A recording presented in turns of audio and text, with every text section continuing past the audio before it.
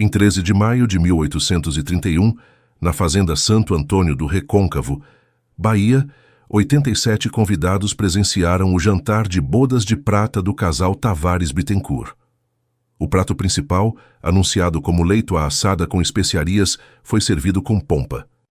Dias depois, uma escravizada chamada Benedita foi declarada desaparecida.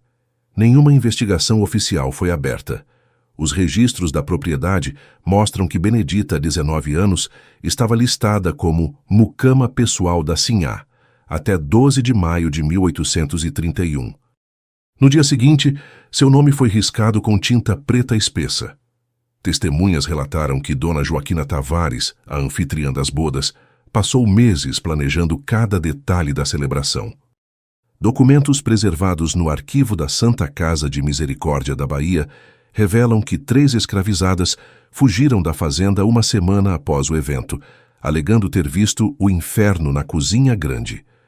Cartas queimadas parcialmente, recuperadas décadas depois, mencionam um segredo que mancharia para sempre o nome dos Tavares.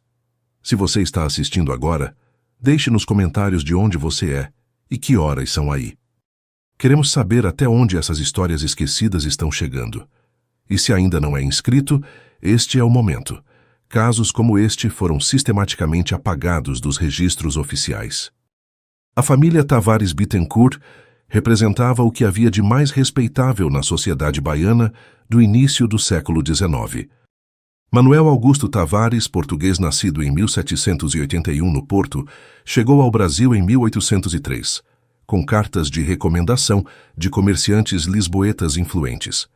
Estabeleceu-se no Recôncavo Baiano, região de terras férteis ideais para o cultivo de cana e fumo.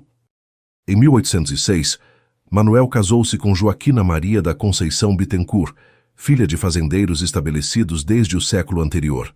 O dote incluía 42 escravizados, 300 hectares de terra e uma casa colonial na cidade de Salvador. O casamento selou uma aliança entre o capital português recém-chegado e a aristocracia rural brasileira já consolidada. A fazenda Santo Antônio do Recôncavo foi adquirida pelo casal em 1808, com recursos provenientes do comércio de açúcar e do tráfico de escravizados.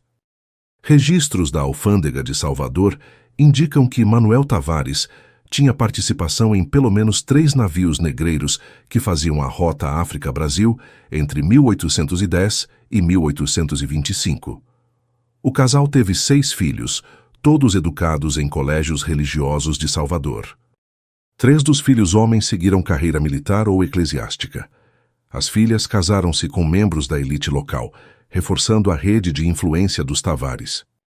A família frequentava missas na igreja de Nossa Senhora da Conceição e patrocinava festas religiosas anuais.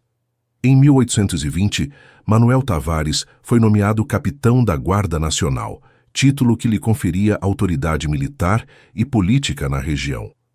Documentos da Câmara Municipal mostram sua participação em decisões sobre impostos, distribuição de terras e controle de escravizados fugidos. Seu nome aparece em listas de benfeitores da Santa Casa de Misericórdia.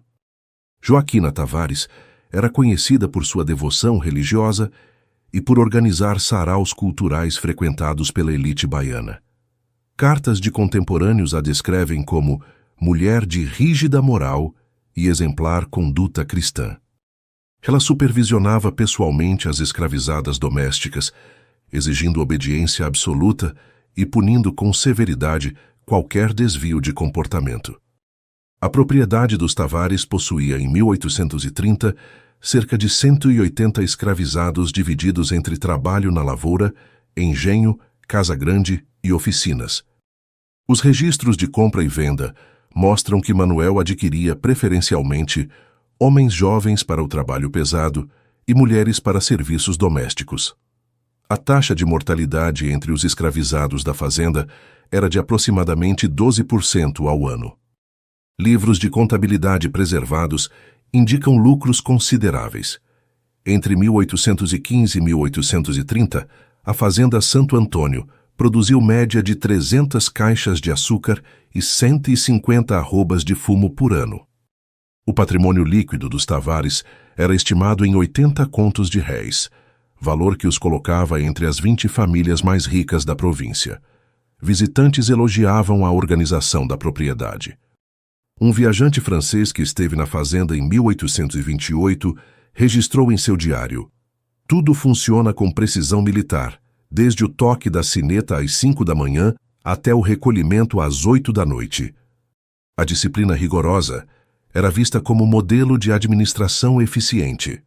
A reputação de Manuel como senhor justo, mas firme, circulava entre fazendeiros vizinhos.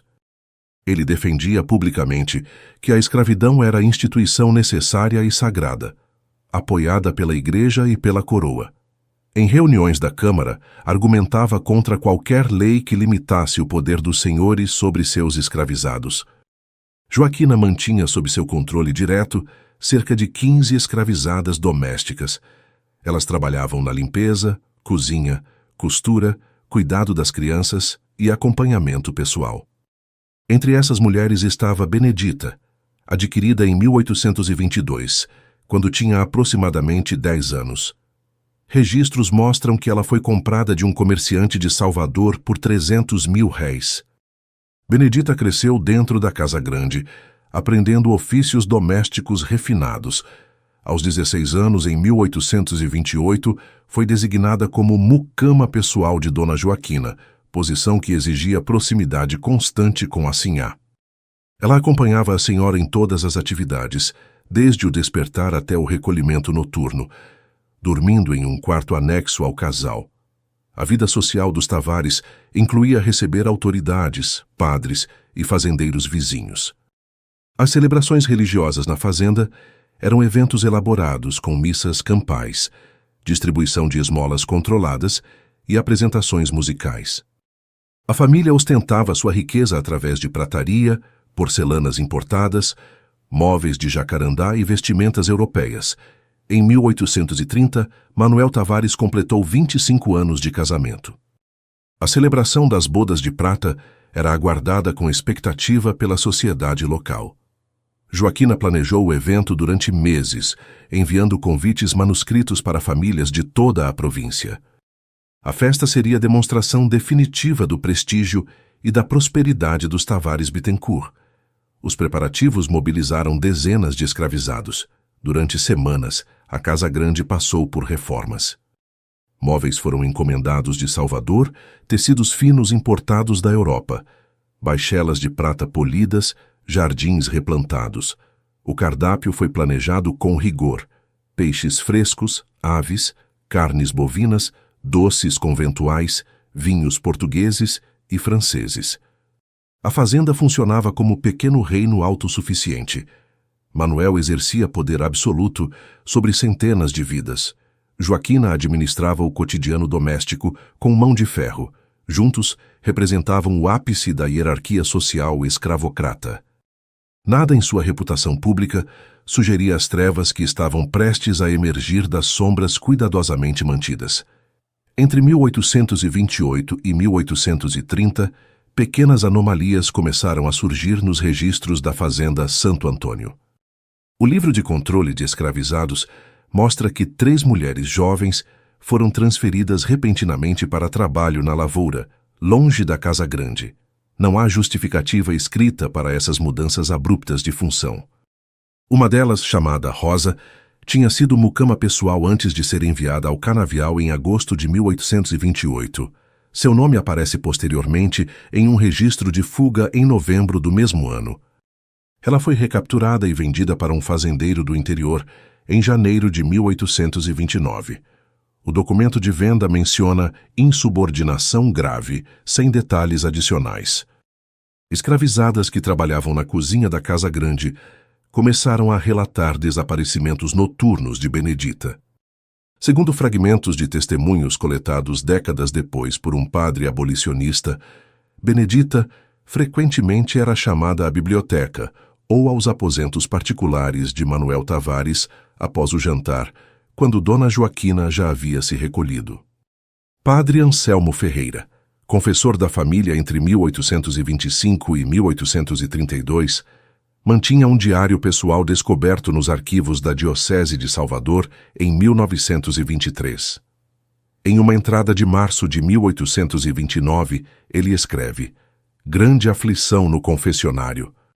Certas práticas na fazenda perturbam minha consciência, mas o sigilo sacramental me amordaça." Em julho de 1829, uma escravizada chamada Felicidade tentou fugir levando sua filha de 5 anos. Foi capturada 2 dias depois. Durante o interrogatório conduzido pelo feitor, ela teria dito que preferia morrer nas matas do que ver sua filha crescer naquela casa. A criança foi vendida separadamente da mãe 1 semana depois. Vizinhos ocasionalmente comentavam sobre a beleza incomum de algumas escravizadas domésticas dos Tavares. Um documento da época, uma carta de fazendeira vizinha para sua prima em Salvador, datada de outubro de 1829, menciona: "Joaquina mantém as negras mais formosas sempre por perto, o que causa comentários discretos entre as senhoras." Em dezembro de 1829, Dona Joaquina mandou construir uma dependência separada nos fundos da Casa Grande. Oficialmente, serviria como depósito de mantimentos e despensa ampliada. A construção foi executada por escravizados carpinteiros da própria fazenda, trabalhando sob vigilância constante. O acesso ficou restrito apenas a Sinhá e a 2 escravizadas de sua total confiança. Benedita, que até então dormia no quarto anexo aos aposentos do casal, foi transferida para essa nova dependência em janeiro de 1830. Registros de compra mostram aquisição incomum de correntes, cadeados e ferrolhos nesse período. As notas fiscais foram arquivadas separadamente dos demais documentos de despesas da fazenda. Entre fevereiro e abril de 1830, 3 escravizadas diferentes apresentaram marcas de queimaduras e ferimentos que chamaram a atenção do médico, que ocasionalmente visitava a propriedade. Dr. Juvenal Marques, em carta para um colega de Salvador, menciona lesões estranhas em serviçais domésticas, explicadas como acidentes de cozinha, mas em frequência anormal. Uma escravizada idosa chamada Esperança, que trabalhava na fazenda desde 1795, começou a demonstrar comportamento considerado insubordinado em maio de 1830. Ela foi vista rezando em voz alta na senzala, pedindo proteção divina contra a maldade que ronda a Casa Grande.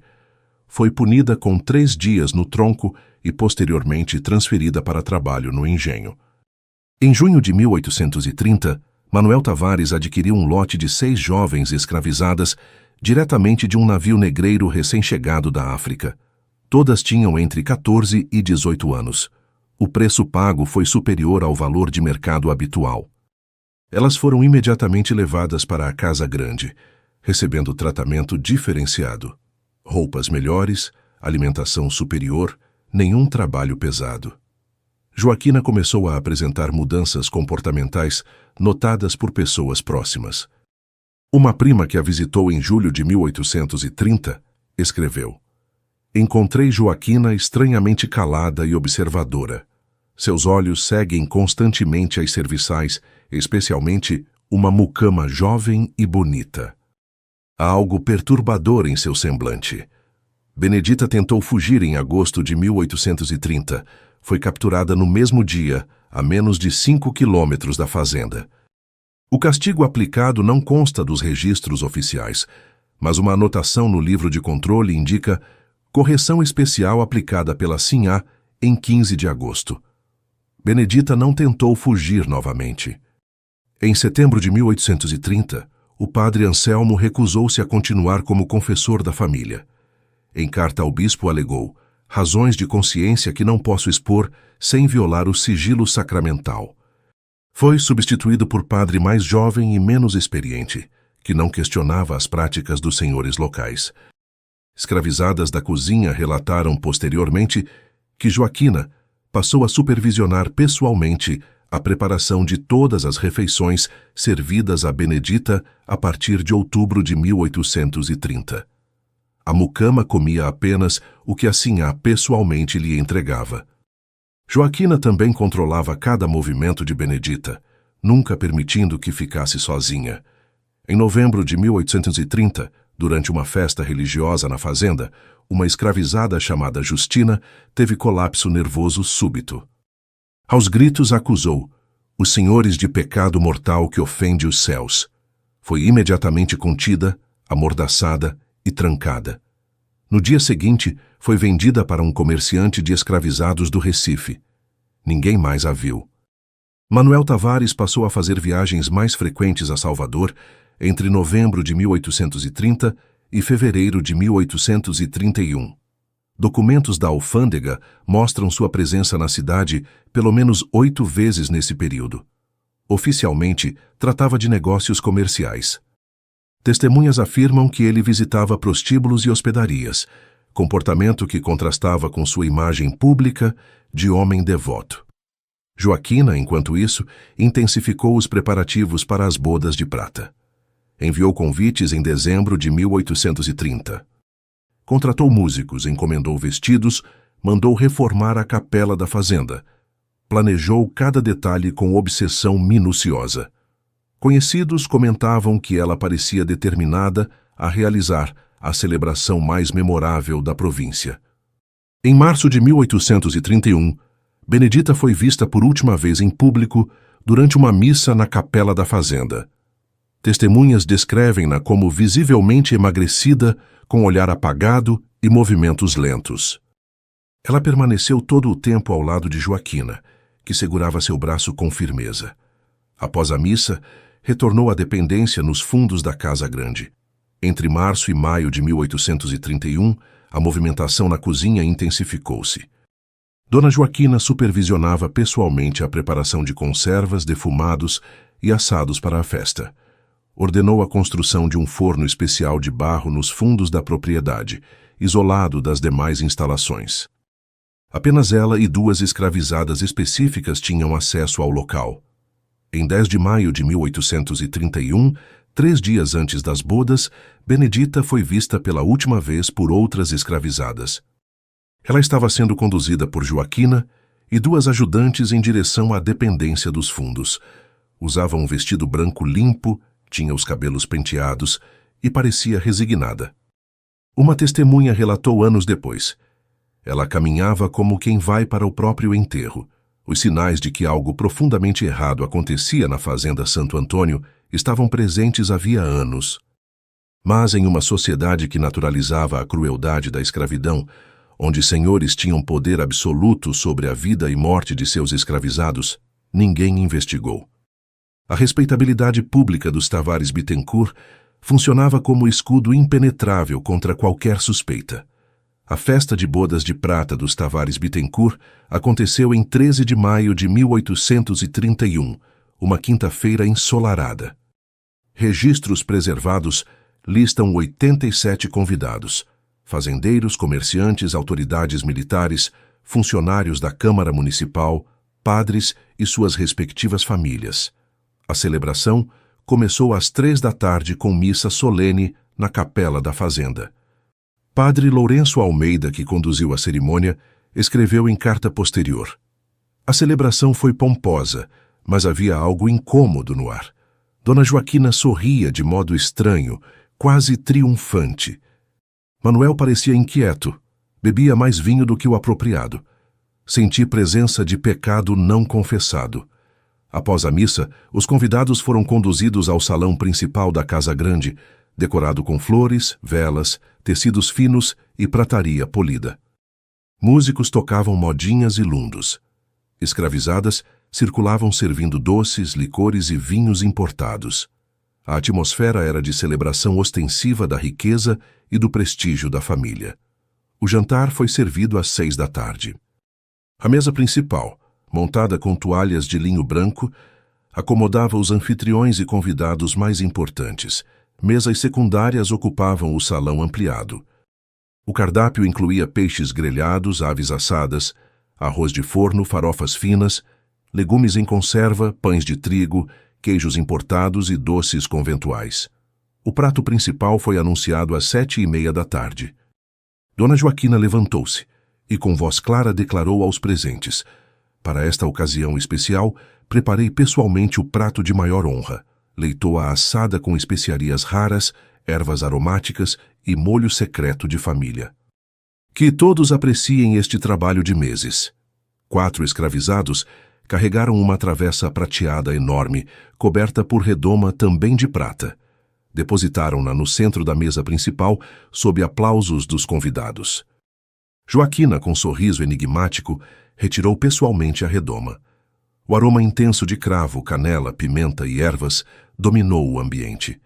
A visão era de leitoa perfeitamente assada, pele dourada e crocante, enfeitada com frutas cristalizadas. Manuel Tavares empalideceu visivelmente. Segundo testemunhos posteriores, ele fixou o olhar no prato com expressão de horror crescente. Tentou levantar-se, mas Joaquina colocou a mão firmemente sobre seu ombro e sussurrou algo em seu ouvido. Ele permaneceu sentado, imóvel, com mãos trêmulas. Joaquina começou a trinchar pessoalmente o prato. Serviu generosamente cada convidado, elogiando a maciez da carne, o tempero especial, o trabalho meticuloso de preparação.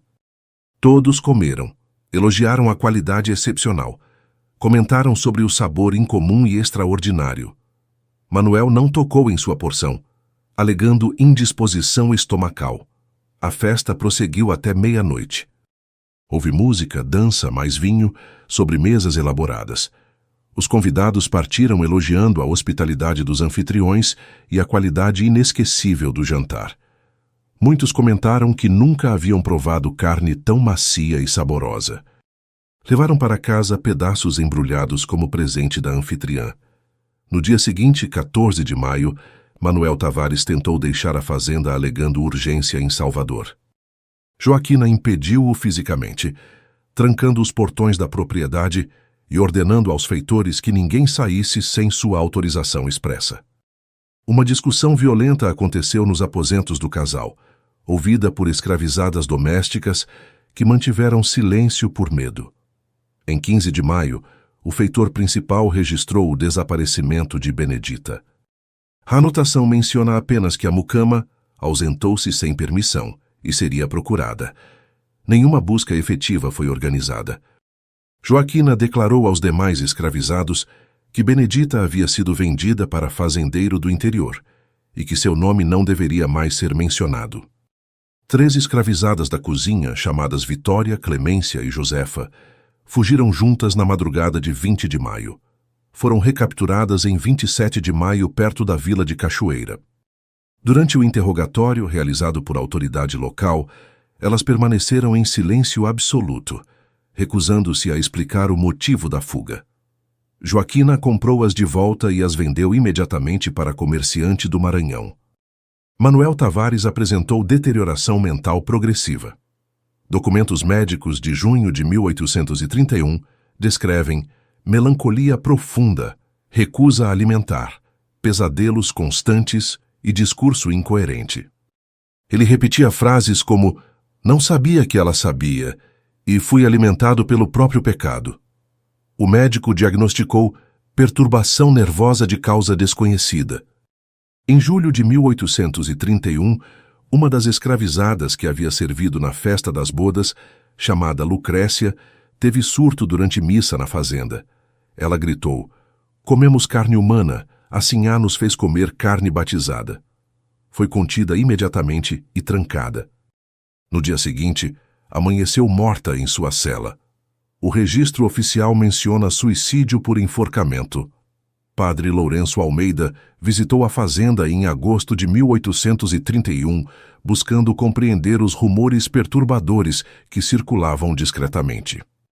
Joaquina recebeu-o com educação fria, negou qualquer irregularidade e apresentou livros de controle aparentemente em ordem.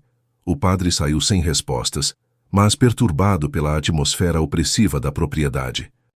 Entre agosto e setembro de 1831, 6 escravizados tentaram fugir em 2 grupos diferentes. Todos foram recapturados. Os castigos aplicados foram registrados como exemplares, sem detalhamento. 2 dos fugitivos morreram posteriormente de ferimentos não tratados.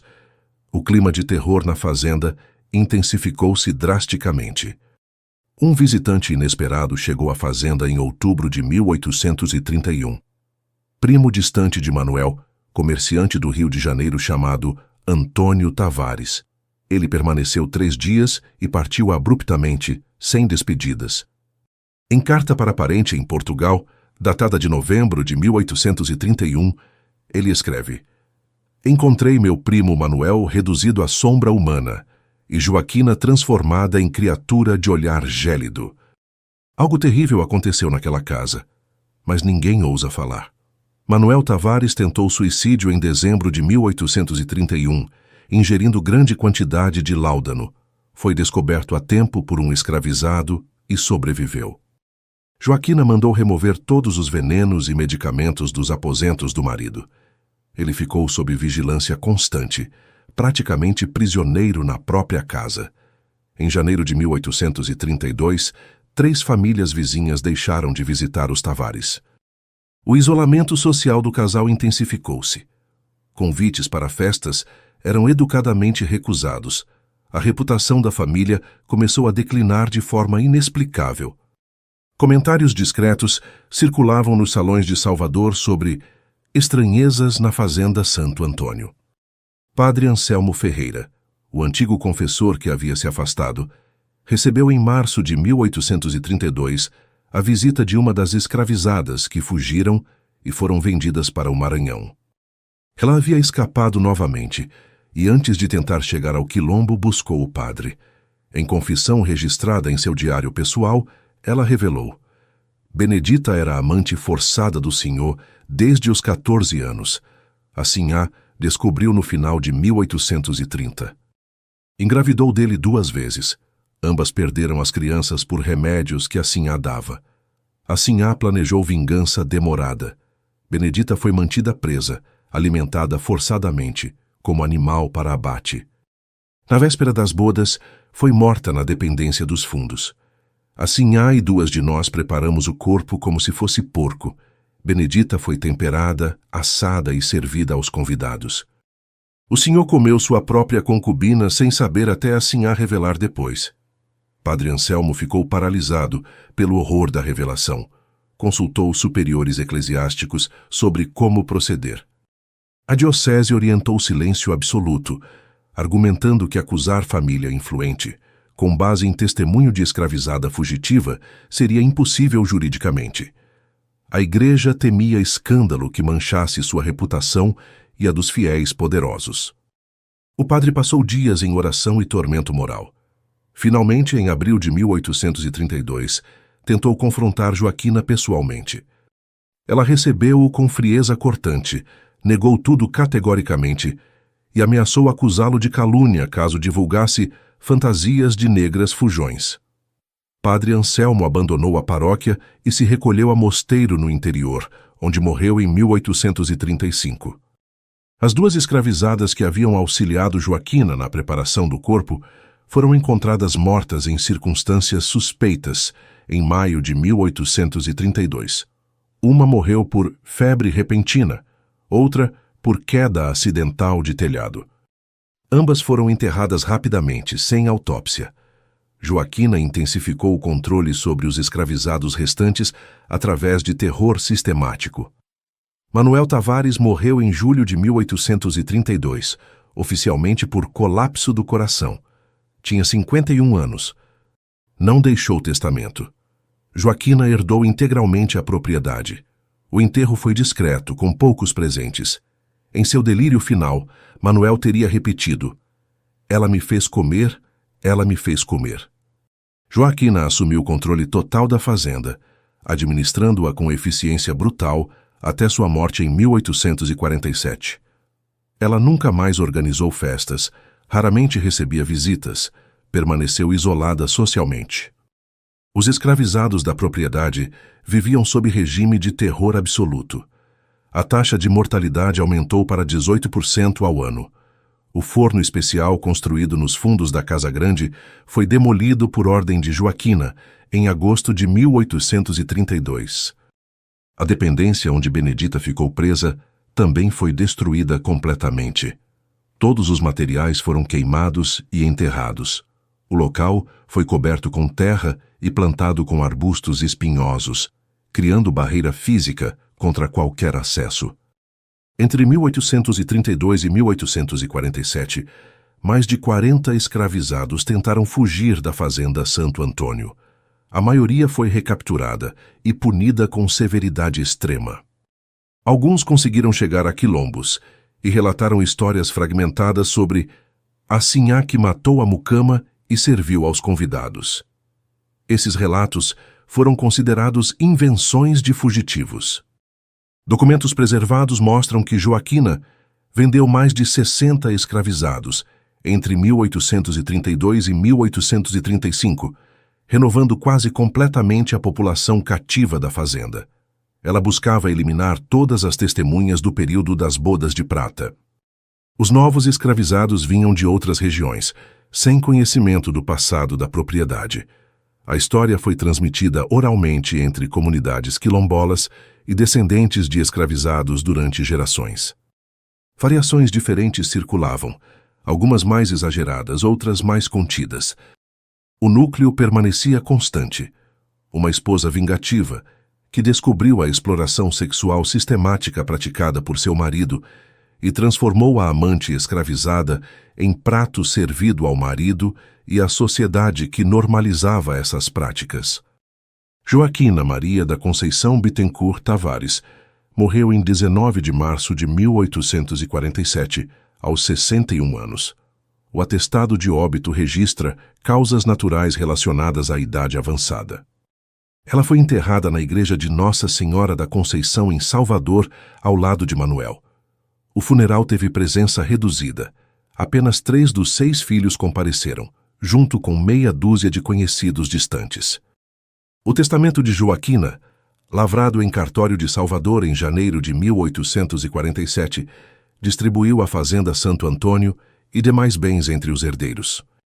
O documento menciona explicitamente que todos os livros de registro, correspondências pessoais e documentos privados devem ser queimados imediatamente após minha morte, sem exceção. A cláusula foi cumprida rigorosamente pelos testamenteiros. 3 baús contendo cartas, diários pessoais, registros detalhados de controle de escravizados e documentos financeiros foram incinerados no pátio da fazenda em abril de 1847. Testemunhas relatam que a fogueira durou 5 horas. Cinzas e restos foram enterrados em local não identificado. A destruição deliberada de evidências sugere ocultamento sistemático planejado há anos. Os filhos do casal venderam a fazenda Santo Antônio, em 1848, para um comerciante inglês interessado em modernizar a produção açucareira. O novo proprietário, Edward Harrison, manteve registros detalhados. Em carta para sócio em Londres, datada de junho de 1848, ele escreve: "Os escravizados desta propriedade demonstram terror anormal. Trabalham em silêncio sepulcral, evitam a casa grande, recusam-se a dormir nas antigas senzalas." Harrison ordenou demolição completa das antigas estruturas domésticas e construção de novas instalações. Durante as obras, operários encontraram ossadas humanas enterradas nos fundos da antiga Casa Grande, exatamente onde havia ficado a dependência demolida por Joaquina em 1832. Harrison registrou a descoberta em seu diário pessoal, mas não comunicou autoridades. As ossadas foram reenterradas discretamente em área isolada da propriedade. Nenhum estudo forense foi realizado. Harrison temia que investigação gerasse complicações legais sobre a propriedade recém-adquirida. Em anotação privada de agosto de 1848, ele escreve: "Enterrei novamente os ossos. Não quero problemas com autoridades locais.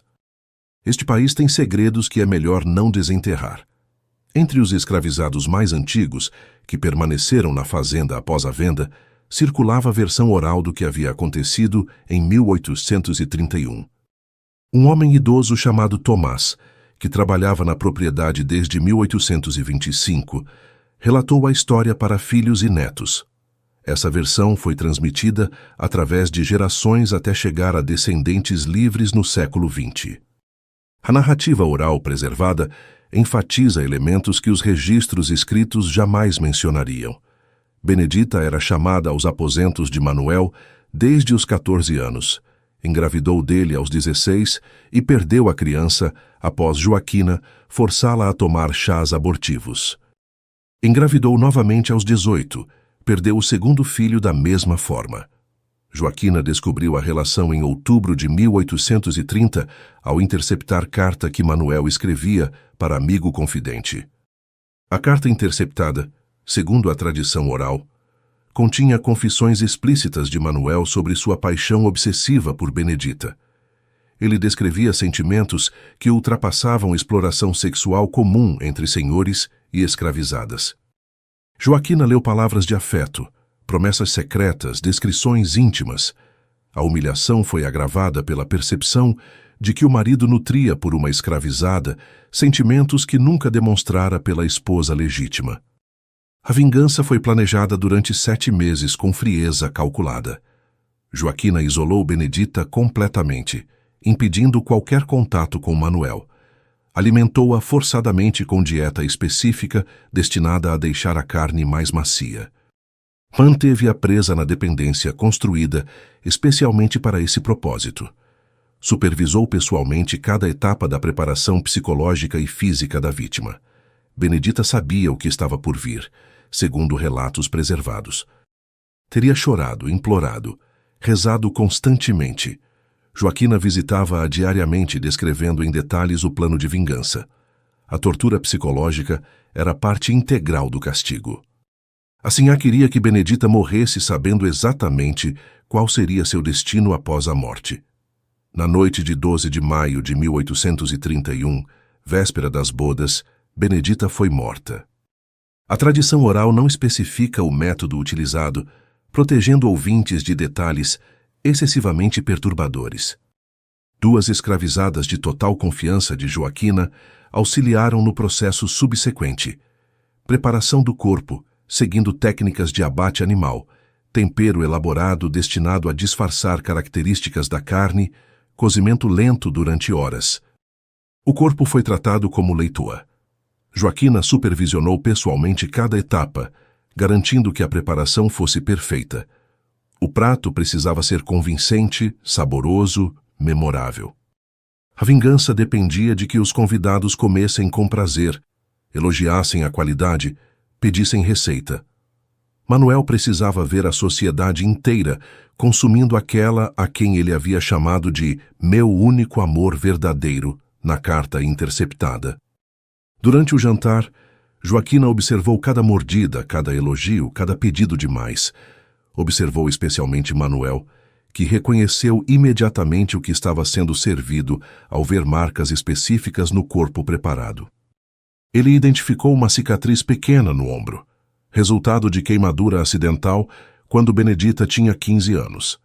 Joaquina havia mantido deliberadamente essa marca visível.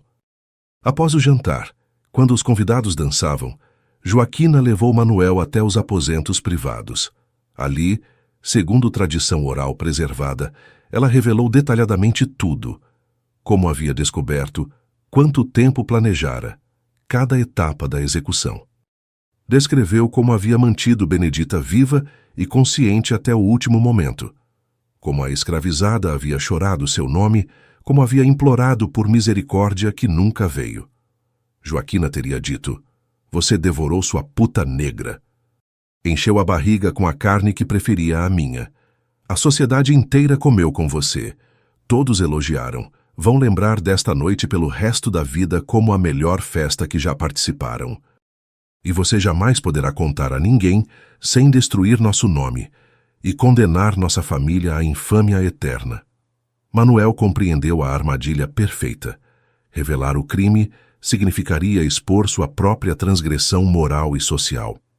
Confessar que sua esposa havia matado e servido sua amante escravizada exigiria admitir publicamente a relação proibida, os filhos bastardos perdidos, a violação sistemática das normas sociais que ele próprio defendia como pilar da ordem escravocrata.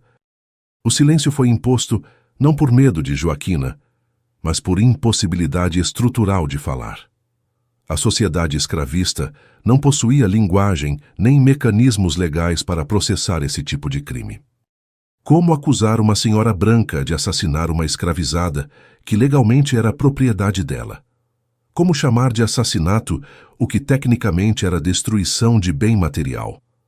Manuel tentou buscar padre, médico, autoridade.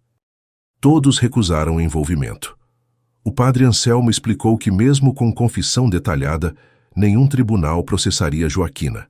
Escravizados não eram sujeitos de direito, eram objetos. Destruir propriedade própria não constituía crime. Que admitir publicamente relação sexual com escravizada destruiria Manuel socialmente sem punir Joaquina. A deterioração mental de Manuel não foi loucura repentina, mas consequência lógica de culpa, horror e impotência.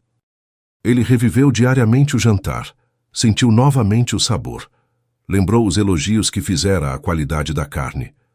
Tentou vomitar a memória junto com a comida, mas memória permanece quando o corpo já expeliu tudo. Joaquina viveu 15 anos após a morte de Manuel. Administrando a fazenda com eficiência cruel, ela nunca demonstrou remorso, arrependimento ou perturbação. Ao contrário, segundo relatos de escravizados, parecia satisfeita, como se tivesse finalmente equilibrado uma injustiça fundamental. Ela havia recuperado o poder sobre sua própria vida através do ato mais extremo de violência possível. A vingança de Joaquina não foi explosão passional súbita, mas afirmação deliberada de poder em contexto onde mulheres brancas da elite tinham autoridade limitada. Ela não podia divorciar-se, não controlava legalmente a propriedade enquanto Manuel vivesse, não tinha recurso legal contra adultério do marido. Restava-lhe violência privada, exercida sobre aquela que considerava usurpadora de seu lugar. Benedita foi duplamente vitimizada. Primeiro por Manuel através de exploração sexual sistemática desde a infância, depois por Joaquina através de assassinato vingativo. Ela não teve escolha em nenhum momento de sua vida curta. Sua existência foi determinada por propriedades que exerciam poder absoluto sobre seu corpo, trabalho, sexualidade, maternidade frustrada e, finalmente, sua própria carne consumida. Os convidados das bodas jamais souberam o que comeram naquela noite de maio de 1831. Muitos morreram décadas depois sem jamais ter suspeitado. Alguns levaram pedaços para casa, serviram aos próprios filhos. A elite baiana consumiu literalmente o corpo de uma jovem escravizada sem qualquer consciência do ato. Metáfora perfeita do sistema escravista, consumo de corpos negros naturalizado até o canibalismo inconsciente. A história foi transmitida secretamente entre descendentes de escravizados da região do Recôncavo durante gerações. Versões diferentes circularam em comunidades quilombolas, terreiros de candomblé, rodas de samba, festas populares. Algumas versões adicionaram elementos sobrenaturais. Fantasma de Benedita assombrando a fazenda, maldição sobre família Tavares, vingança espiritual. Esses elementos protegiam a narrativa através de linguagem codificada. Em 1923, pesquisador abolicionista baiano chamado professor Antônio Caldas coletou versões orais da história durante trabalho de campo no Recôncavo. Ele entrevistou descendentes de escravizados, consultou arquivos eclesiásticos, examinou registros de propriedade preservados, publicou artigo acadêmico em revista de história local, documentando o caso com cautela metodológica. O artigo de Caldas foi ignorado pela academia estabelecida, criticado como sensacionalismo, baseado em lendas populares não verificáveis. Historiadores conservadores argumentaram que evidências eram circunstanciais, que tradições orais de descendentes de escravizados não constituíam fonte confiável, que acusar família respeitável póstuma era irresponsável. O artigo foi esquecido, a revista descontinuada. Arquivos da Diocese de Salvador preservaram fragmentos do diário do padre Anselmo Ferreira, descobertos durante reorganização em 1958. Os trechos confirmam elementos centrais da narrativa: confissão perturbadora de escravizada fugitiva, recusa institucional de investigar, conflito moral do confessor, ameaças de Joaquina. Mas os fragmentos não contêm detalhes explícitos suficientes para confirmação definitiva. A fazenda Santo Antônio passou por múltiplos proprietários entre 1848 e 1950.